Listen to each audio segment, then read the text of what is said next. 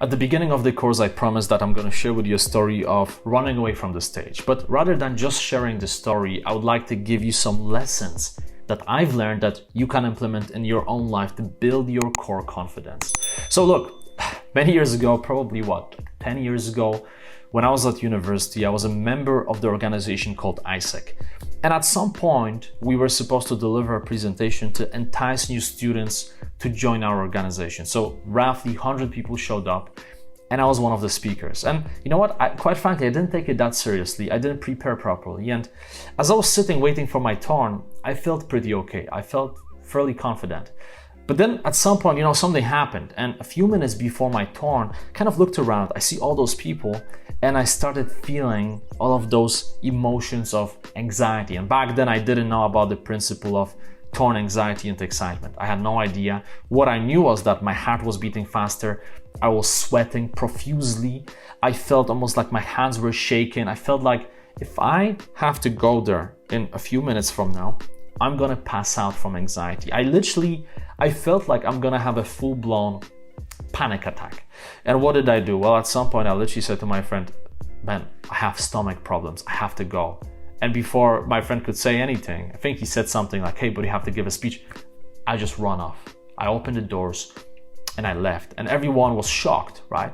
And then I never forget, when I was in the toilet, I was standing in the cubicle, my heart racing, just trying to regain control of my breath. And then at some point, I remember all those emotions started subsiding, right? I started feeling better. I started feeling calmer. My breathing went back to normal. My heart wasn't racing anymore because I was back in my comfort zone, right? I realized, okay, I think I can get away from this situation because everyone thinks I have stomach problem, right? We had a party the night before, so it all makes sense. But then at some point, I realized, wait a second. If I keep running like this, for how long can I pretend that it's not about my internal issue, but it's about some stomach problem, right? I can do it once, I can do it twice, but I can't do it for the rest of my life. And I knew that at some point later on, there will be another presentation to deliver, maybe 1 week from now, maybe 1 month from now. What will I do? Fake stomach issues again? You can't live your life like this, right? So as I'm standing in that toilet looking down, I realize, as scary as it is, I have to go back. I have to go back. I have to do something. And the moment I make that decision, bam, heart beating again, and I feel all the anxiety.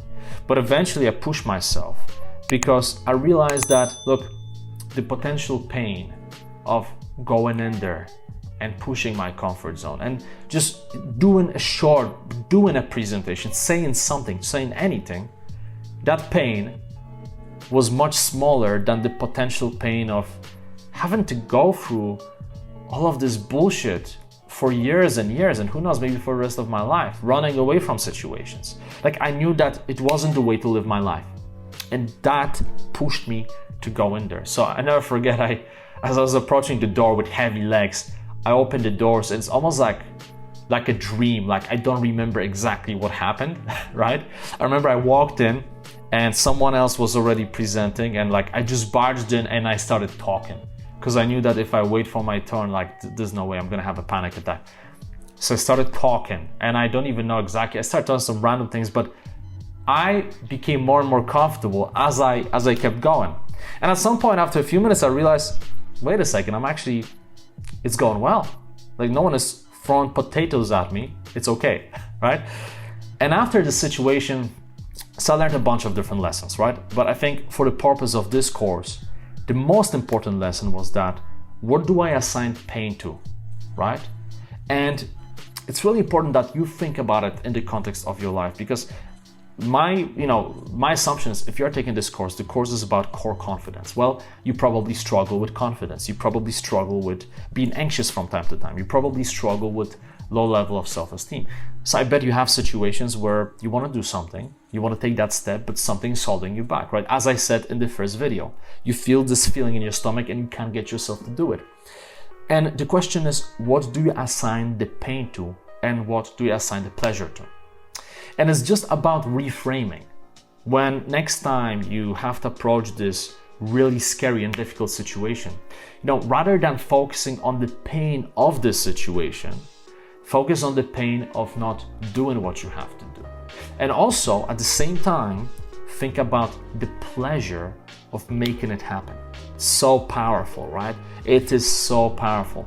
If you want to pitch something and you are scared, don't focus on the pain of pitching. Focus on the pain of not pitching, losing that opportunity, and focus on the pleasure that will come to you if you do the right job. Imagine after you do that pitch, you're thinking, wow, I did it. I did it. Imagine how great it's gonna feel. And this reframe doesn't have to take a long time, and the more you do it, the better you become. But it's gonna change your relationship with fear, and it's gonna increase your confidence.